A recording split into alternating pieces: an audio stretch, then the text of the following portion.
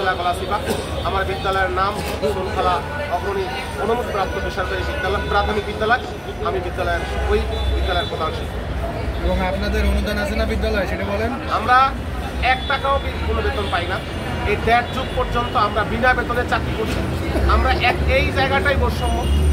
সরকারি এবং আমাদের বিদ্যালয়গুলো একই ক্রাইটেরিয়ায়, একই যথাযথ সমস্ত একই যোগ্যতা থাকা সত্ত্বেও আমাদের সহকর্মীরা 2013 সাল থেকে বেতন পায়, আর আমরা বেতন পাই না। আমাদের দিয়ে সব কাজ করায়, সরকারের মতো সব কিছুই পেলেও শুধু বেতনটা আমরা পাই না। আচ্ছা, আপনাদের এই যে বিদ্যালয়টা এস্টাবলিশ হয়েছে, এটা কি সরকারি সম্পত্তি, সরকারি টাকায়, নাকি আপনাদের ব্যক্তিগত টাকায়? একদম আমাদের নিজস্ব টাকায়। আমরা যখন এই বিদ্যালয় শুরু করি, আমার বিদ্যালয় দেখেন কত সালে শুরু করেছিলেন? আমার বিদ্যালয়টি 1985 সালে স্থাপিত। আমার বাবা 51% জমি এই বিদ্যালয়ে দান করে গেছেন। তখন সরকারের নামেই কিন্তু দান করে গেছেন। এই জমিটা তো মালিক আমি না, এখন সরকার হয়ে গেছে।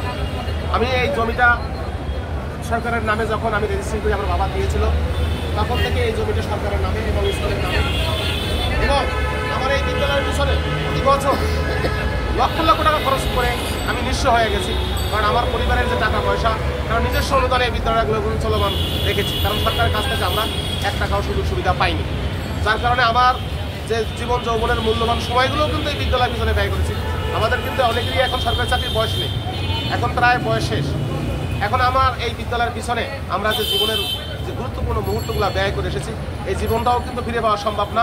আর এই সম্পত্তি